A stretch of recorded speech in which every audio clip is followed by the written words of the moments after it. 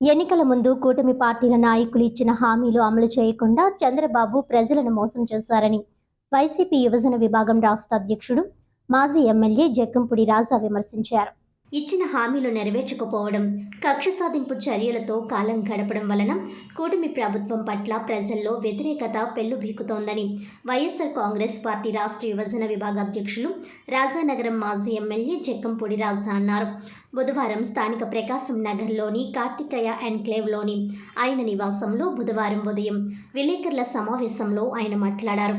ఎన్నికల ముందు హామీ ఇవ్వడం, అధికారంలోకి వచ్చాక వాటిని అమలు చేయకపోవడం పాలకులకు అలవాటేనని ఆయన అన్నారు. హామీల అమలుపై దృష్టి పెట్టకుండా విపక్ష నాయకులపై వేధింపు చర్యలతో కాలక్షేపం చేస్తూ డైవర్షన్ పాలిటిక్స్ చేస్తున్నారని ఆయన విమర్శించారు. ఫీజు రియంబర్స్మెంట్స్, నిరుద్యోగ భృతి అమలు చేయకపోవడాన్ని నిరసిస్తూ ఈ నెల 23వ తేదీన కలెక్టరేట్ దగ్గర విద్యార్థి యువజనులతో పెద్ద ఎత్తున నిరసన కార్యక్రమాన్ని నిర్వహించనున్నట్లు ఆయన ప్రకటించారు.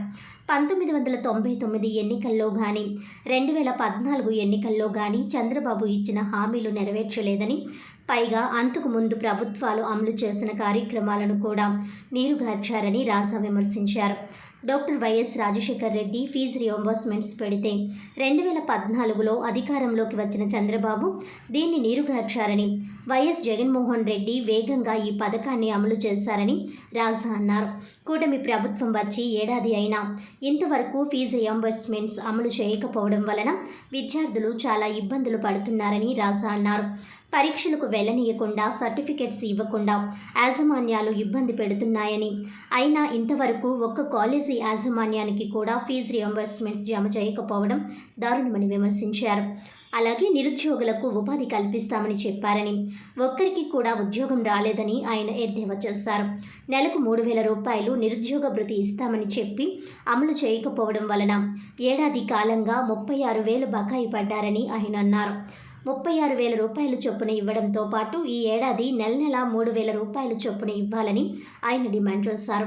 ఈ దేశంలో ఎవరూ ప్రవేశపెట్టని విధంగా అమ్మఒడి పథకాన్ని వైఎస్ జగన్మోహన్ రెడ్డి అమలు చేసి చూపించారని, అయితే ఇదే పథకం పేరుని తల్లికి వందనంగా మార్పు చేసి పలు ఆంక్షలు విధించి 15,000కు బదులుగా 13,000 రూపాయలు, అది కూడా ఏడాది తర్వాత ఇవ్వడం శోచనీయమని రాజా విమర్శించారు. జగన్ హయాంలో 13,000 ఇస్తే తప్పుబట్టి ఇప్పుడు చేస్తున్నదేమిటని ఆయన ప్రశ్నించారు. ఉచిత ఇసుక అని ప్రకటించి దారుణంగా దోపిడీ చేస్తున్నారని ఆయన విమర్శించారు. కూటమి ప్రభుత్వం పట్ల ప్రజల్లో భ్రమలు తొలగిపోయాయని, ఏడాది తిరగకుండానే వ్యతిరేకత వచ్చేసిందని ఆయన అన్నారు. కూటమి శ్రేణులే ఈ విషయాన్ని చెబుతున్నారని ఆయన వ్యాఖ్యానించారు. పెట్టింది పేరు తెలుగుదేశం పార్టీ. గతంలో కూడా పేరుకేమో ఉచిత ఇసుక, చూస్తే ఎక్కడ పడితే అక్కడ వందల వేల కోట్ల రూపాయలు వెనకేసుకున్నటువంటి పరిస్థితి మనం గతంలోని కూడా చూసాం. ఈవేళ మళ్ళీ అదే రకమైనటువంటి పరిస్థితులు ఏర్పడినాయి. ఊరికినే మాట్లాడితే ఉచిత ఇసుక అని చెప్పి ఓదరగొట్టే ఈ ప్రభుత్వం ఎక్కడ పడితే అక్కడ, మనం ఒకసారి గుర్తు చేసుకుంటే 2024 బహుశా ఇంకా కౌంటింగ్ కూడా పూర్తయి ఉండదు. సాయంత్రానికి ఇంకా కొన్ని రిజల్ట్లు అప్పుడప్పుడే వస్తున్నాయి. ఇంకా సాయంత్రం 5-6ంటికి ఇంకా కొన్ని పెండింగ్ ఉండగానే ఆ రాత్రికి రాత్రే ఎక్కడ పడితే అక్కడ రైనీ సీజన్ ఫోర్కాస్ట్ చేసి స్టాక్ పెట్టినటువంటి శాండ్ ఏదైతే ఉందో, ఆవేళ ఎవరు పెట్టారో స్టాక్ ప్రభుత్వం పెట్టింది.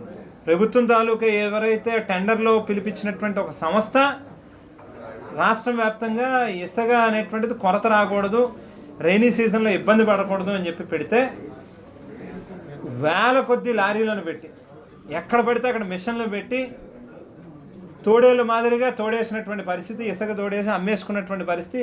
ఎలక్షన్ అవ్వగానే ప్రతి శాసనసభ్యుడు కూడా కనీసం అంటే 25 కోట్లు, 35 కోట్లు, 55 కోట్లు వెనక్కి వేసుకున్నటువంటి పరిస్థితి. ఇవాళ మళ్ళీ తిరిగి అదే రకమైనటువంటి పరిస్థితి. ఎక్కడ పడితే అక్కడ శాండ్ స్టాకులను పెట్టి వాళ్ళు చెప్పినంతకి ఖచ్చితంగా కొనాలి అన్నట్టుగా ఇవాళ ఇసుక మాఫియా అనేటువంటిది పెద్ద ఎత్తున జరుగుతూ ఉంది. వాళ్ళు చెప్పే మాటలకి జరుగుతున్నటువంటి గ్రౌండ్ రియాలిటీకి చాలా తేడా ఉంది.